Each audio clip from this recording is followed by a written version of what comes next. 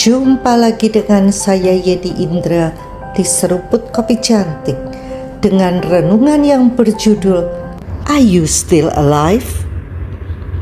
Beberapa orang meninggal pada usia 25 tahun dan baru dikuburkan pada usia 75 tahun.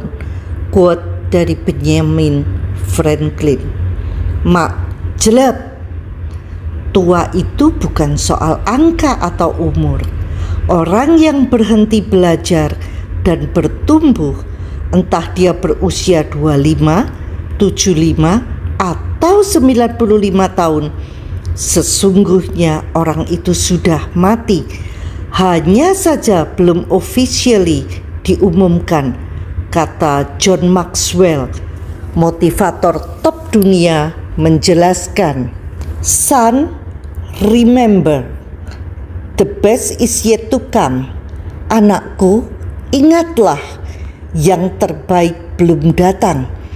John Maxwell menceritakan ucapan ayahnya saat berusia 95 tahun.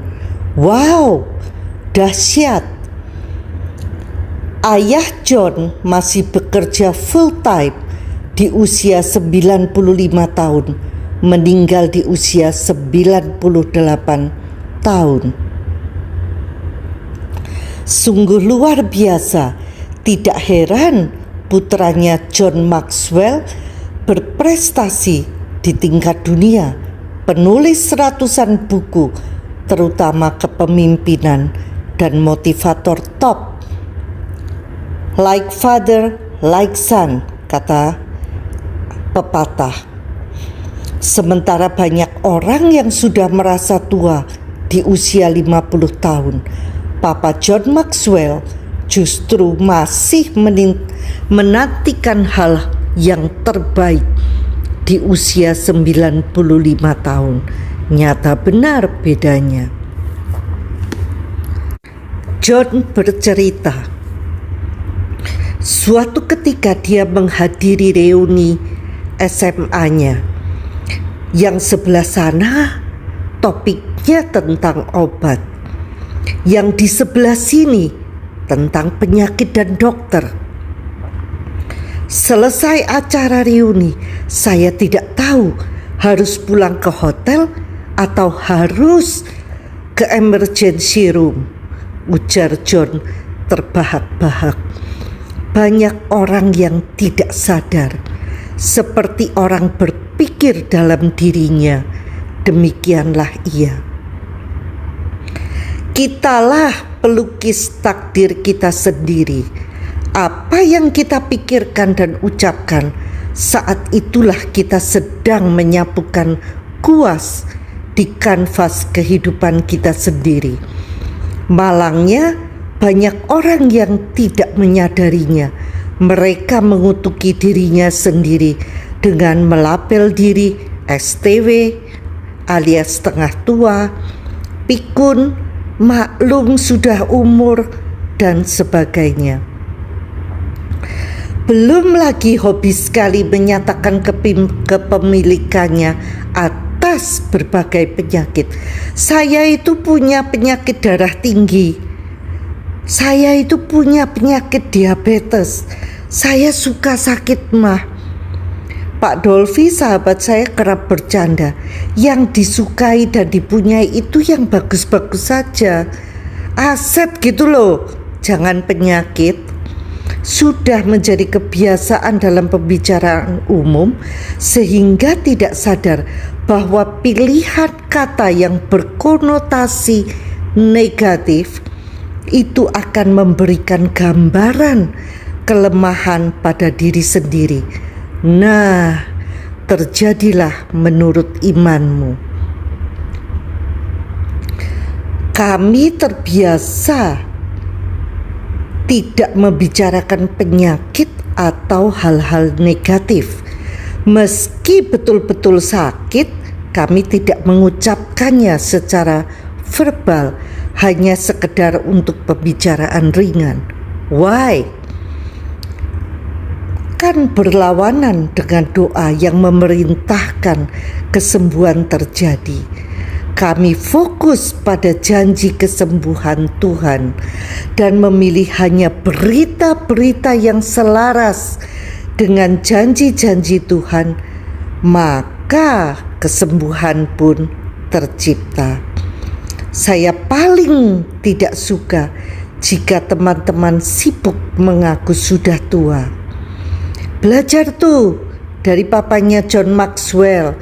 Saya kerap bercanda bahwa saya akan launching buku nanti saat saya berusia 90 tahun. Ternyata tidak hanya terjadi di Indonesia, di Amerika juga banyak orang-orang yang fokusnya pada hal-hal negatif. Kita adalah pemimpin.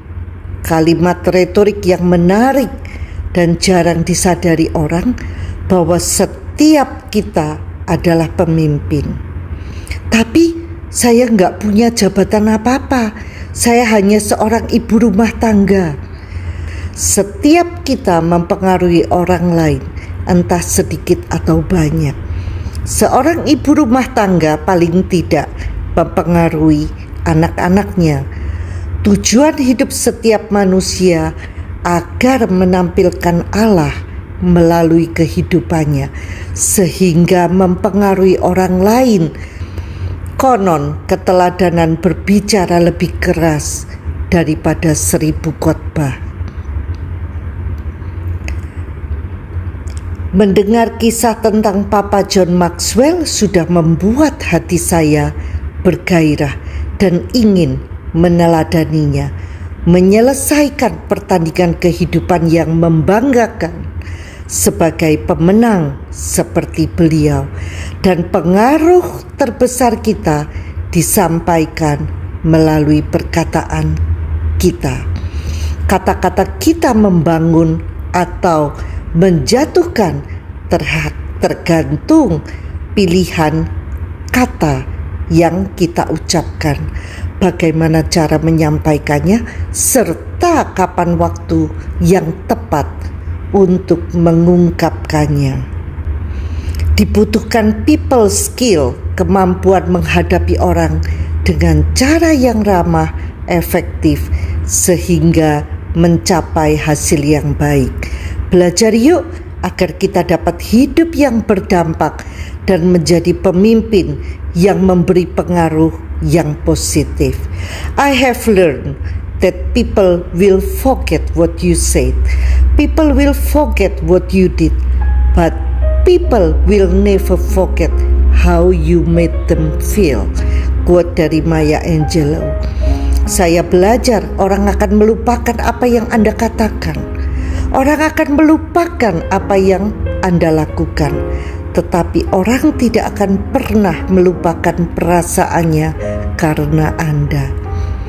Siap praktek? Sampai jumpa di episode berikutnya bersama Yeni Indra di Seruput Kopi Cantik. Tuhan memberkati.